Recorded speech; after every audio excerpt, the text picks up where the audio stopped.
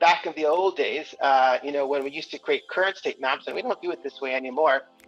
One of the things we had to do is after you create your current state map and you have your future state map, the practitioner would ask you to take that current state map and rip it up. And that would be very, very difficult for me to do.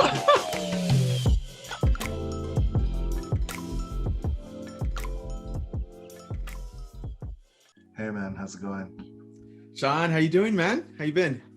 Doing good, brother, doing good. Another awesome week in the books. Yeah. So I'm super pumped. And hello everybody, how you doing? Good to see y'all again. Welcome back to a brand new episode of As Is To Be. I am your co-host, Sean Achimpong, Digital Transformation Specialist. And likewise, I'm your co-host, Carl Reed. I go by Creed, also Digital Transformation Specialist. Right on. And today I'm super excited. We have a very special guest. I'd like to introduce you to Desi, a real business transformation guru. Thank you for joining us, Desi. Hey, fantastic to be here, guys. Awesome. But before we jump right in, I wanted to take a minute and tell you all about Desi. Desi is an inventor of a unique framework of business transformation that accelerates the flow of organizational breakthroughs. Using this methodology and grounded in early training in Lean, Desi founded Business Perspective in 2006, a company based in consulting with a portfolio of over 100 clients that are committed to creating organizational excellence through practice in these same Lean methods. Super powerful. In addition to being an active Lean practitioner himself, Desi is a serial entrepreneur. He finds and grows early stage companies through a disciplined process of commercialization. I'm super excited to learn more about that.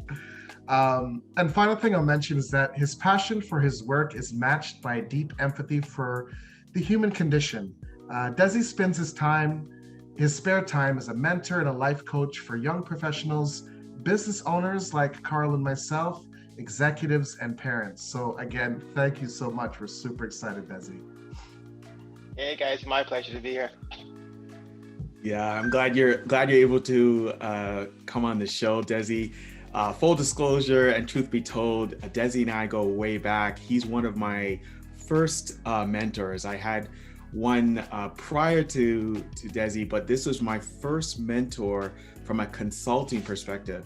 He wasn't the first consultant I worked with, but one of the most natural consultant. He did not come across, if I can get my point across, he did not come across as, I'm a consultant, you down there listen to my direction. No, he was very, very approachable, very energetic, and he taught me a lot. And I'm so glad you're able to come on this show, Desi. Thank you for joining us. Now, I know a bit about you, but I'm hoping you can share some more about yourself with our audience. And actually, to be frankly, give me some information I don't know about you. So maybe you talk about your journey, how you got started in Building Perspective, and just share some more information about yourself. Well, it's a good question. So Building Perspective actually started quite by accident. Back in 2005, I had a long track record of applying Lean Six Sigma outside of the company that I was working. So after I did my 9 to 5 hours kind of thing, I would be contacting my friends and doing Gemba walks and looking for process improvement opportunities. At that time, I was also dating a fantastically beautiful woman who, turns out to be my wife at this point. Well said. And she kind of told me I was spending the weekend at her place, and she told me, listen, this is all you do, at work and after work. Why don't you do this for a living? And being the argumentative young man that I was, I told her, well, no one's going to pay me for this. So I went and found a guy, and I did a workshop, and I made up a pretend company called Building Perspective, sent him a pretend contract, and I got a real check in the mail after I did it. So I was like, oh, so maybe this thing does work. So that's actually what happened. And then I said, listen, I'm young, I'm only 34 years old. Let me try this for a couple of years, and most likely it's not going to work. So I booked a couple of appointments with some international consultants that I know. And I said, listen, and I they took me out to lunch, and I wanted to explain to them why I'm going to fail. So I have an excuse not to do this thing, go back to my real life. And they told me, listen, if anybody can do this, you can do it. So I tried it out for a couple of years, and well, it's been more than 15 now. So that's what happened. Wow. Wow. What a journey. What a journey.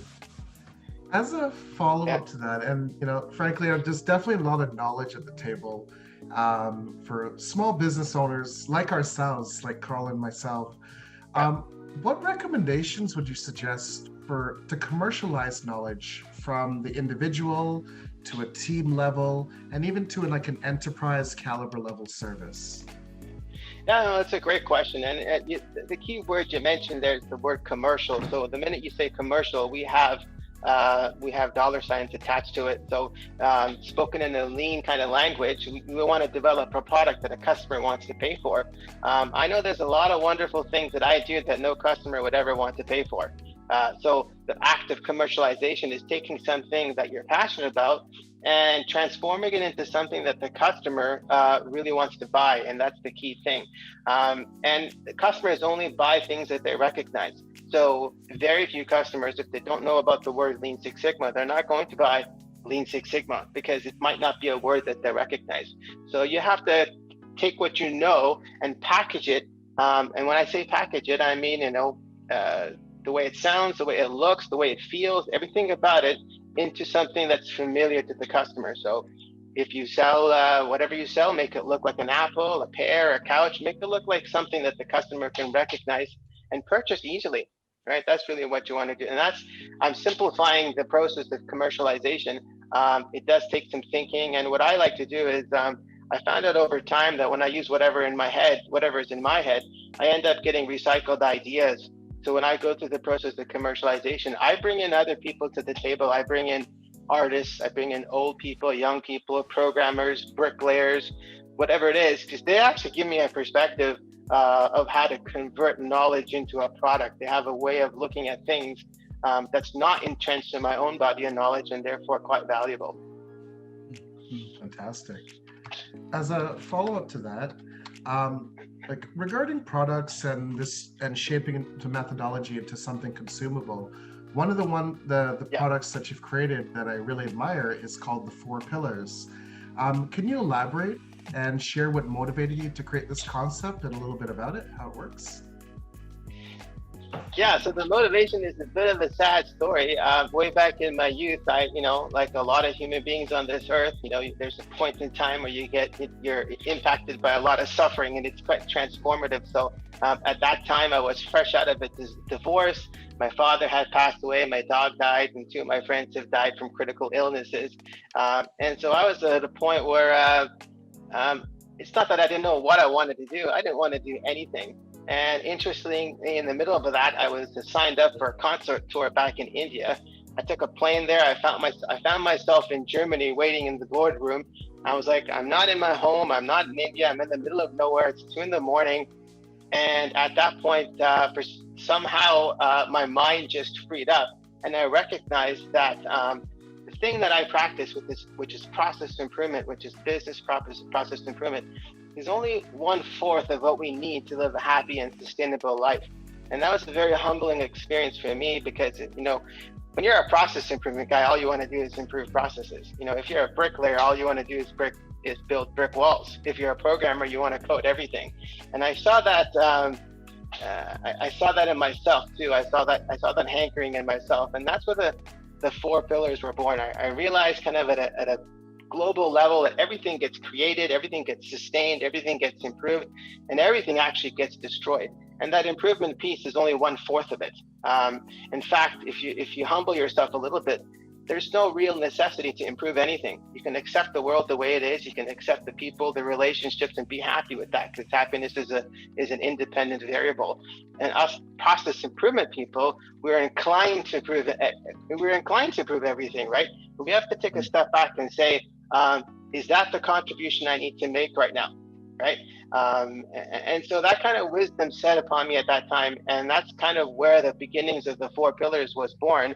But like we talked about earlier, it took me years and years and years to commercialize that. I started to build the body of knowledge, but for it to become the 4 pillars, I had to live life. I had to have enough arguments with my wife. I had to do all the things that all of us people have to do to learn and to develop a body of knowledge. But that's where it was born. Yeah, I'm intrigued to know more, Desi, because what the audience may not know, but there's a story where we shared some tactics on our podcast, and I sent Desi a copy to listen. He said, "Oh, that was very informative. You talked about 5S and some of the tools and methodology you use. But tell me something, why don't you apply that to real life? Why don't you 5S your wife's closet?" And it took me back because it was such a response, which is, it's so true. I mean, in theory, we apply these concepts at work, but to bring it around full circle in your daily lives, how do you go about doing that? So I imagine this 4 pillars breaks that down for us. So if you want to go through it, maybe you don't want to give everything right away, but let's just start with number 1, where it says the perfect storm. I would love to hear more about that. Yeah, so the perfect storm is what happens is as we become sort of mature individuals in life, we work in communities or families or companies and whatnot, we're actually in the middle of a storm. And that storm prevents us from seeing a lot of the things that we need to see, right? So what we try to do, especially as process improvement people, is we try to calm that storm. We try to wrestle with the clouds and try to wrestle with Thor, the god of thunder and lightning, and you try to get out of that storm. And what I realized, when I was young, I had enough fight in me, but as I got older, it's hard to fight that storm. It's difficult to fight the government. It's difficult to fight macroeconomics. It's difficult to fight COVID. It's difficult to fight all these different things. But there's an interesting thing that's particular to human existence. In the middle of that storm, if you quiet yourself, almost like a pure lean Gemba practitioner, if you quiet yourself and you quiet your mind, drop all the judgments, surrender all your opinions, if you get rid of all that, you start to see the eye of the storm. And then when you see the eye of the storm, you see a blue sky. And then when you see that blue sky, you start to get insight that you wouldn't have had. You don't realize is that when you're in the middle of a storm, the storm is impacting your thinking. And there's no way to get out of it. So you have to find a way to become still in that storm. And that's sort of a skill that I've developed over time. So I guess when I started Lean Six Sigma as a practitioner, I was a warrior of Lean Six Sigma. And then I was a prophet of it. But now, you know what? I like the word practitioner. I'm a practitioner of Lean Six Sigma.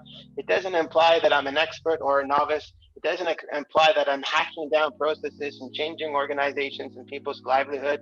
It just tells me that this is an art form that I practice for my own self-fulfillment. And so I've internalized it in that way. And that allows me to see what the storm looks like. And that's what the 4 pillars is all about. It gives you your own personal ability to deal with that storm in a non-combative way. That's really what it does. Makes a lot of sense. Yeah, I almost see a sense of almost maintaining optimism and long-term perspective, even in the most difficult of times.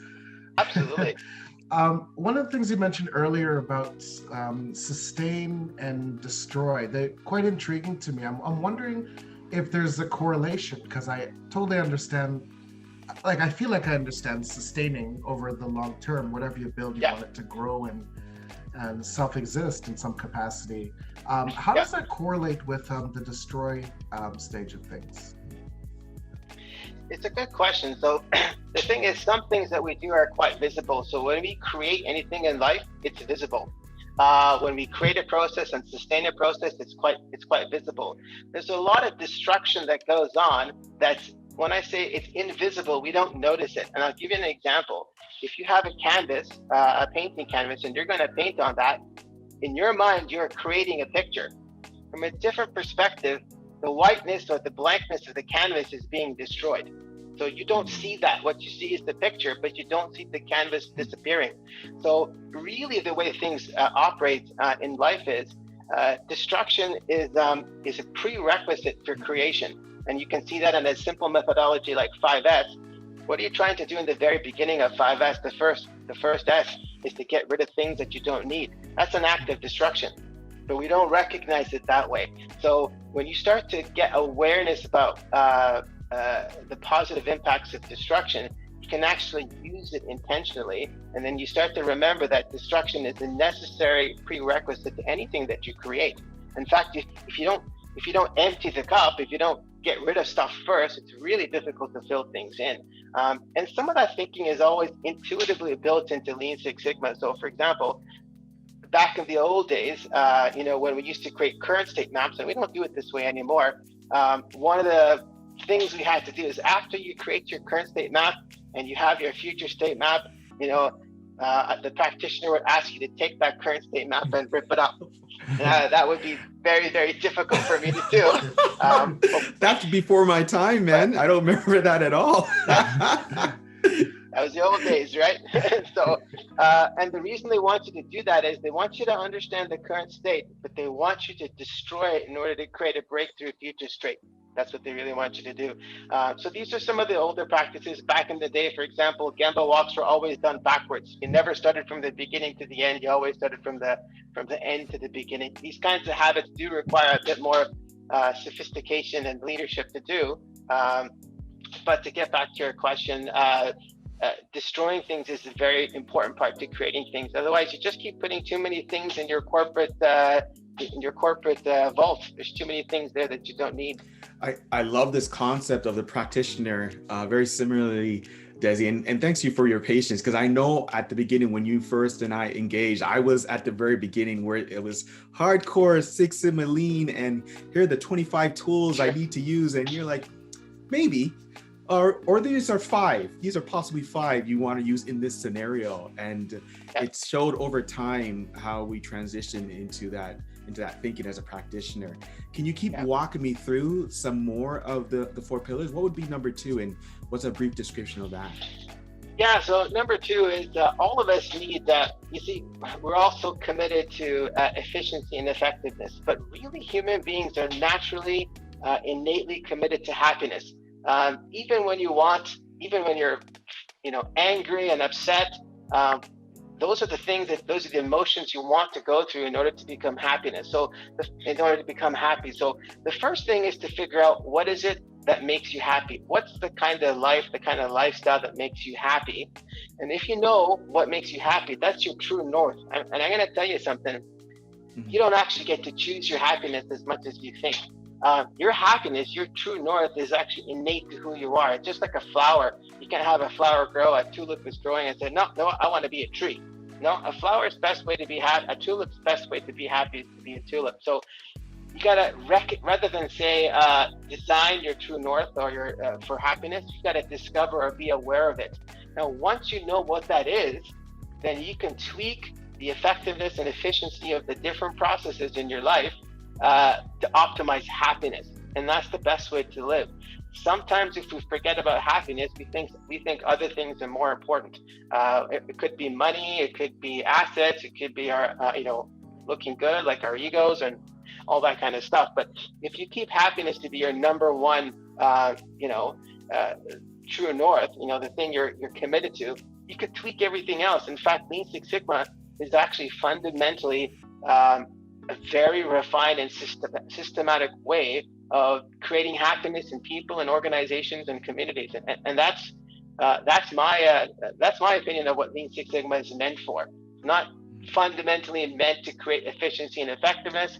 It's all about efficient and effective ways to create happiness. That's really what I truly believe. Wow. I'm not even sure I answered your question, but that was good. You did. No, you did. Yeah, and you would call that design your ship. Right. I like these titles because they're intrigued. As soon as I hear the perfect storm and design your ship, I want to hear more.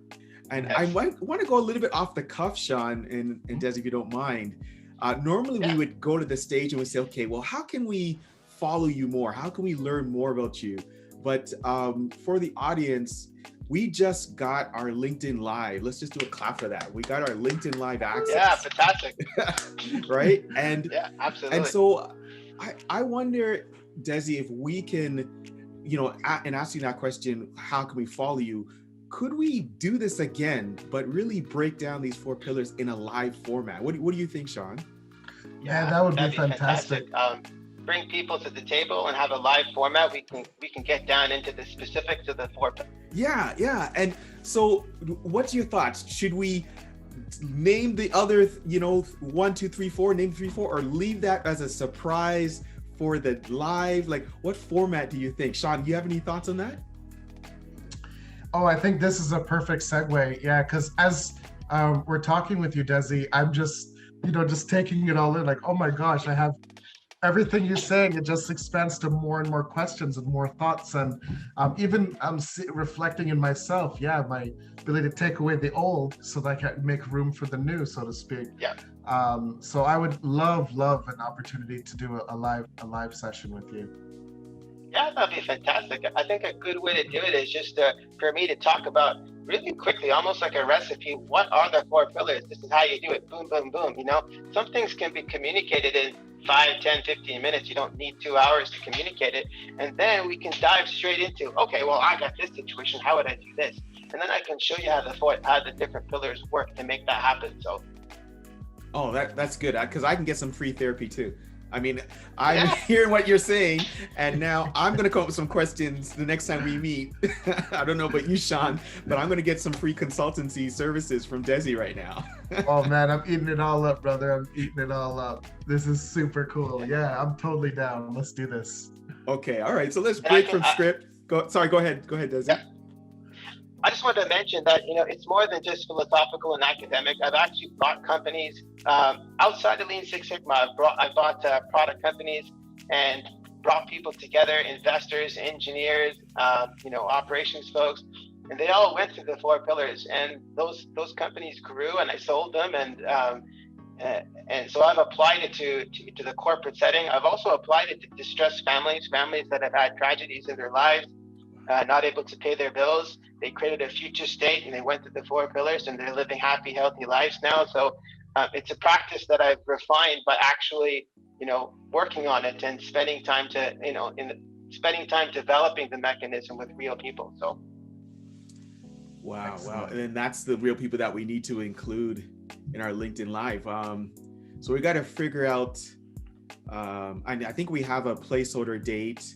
And I'm just speaking off the cuff, audience. We as is to be hasn't done a LinkedIn Live podcast yet, but we're very eager to do so. And I think this would be a good opportunity.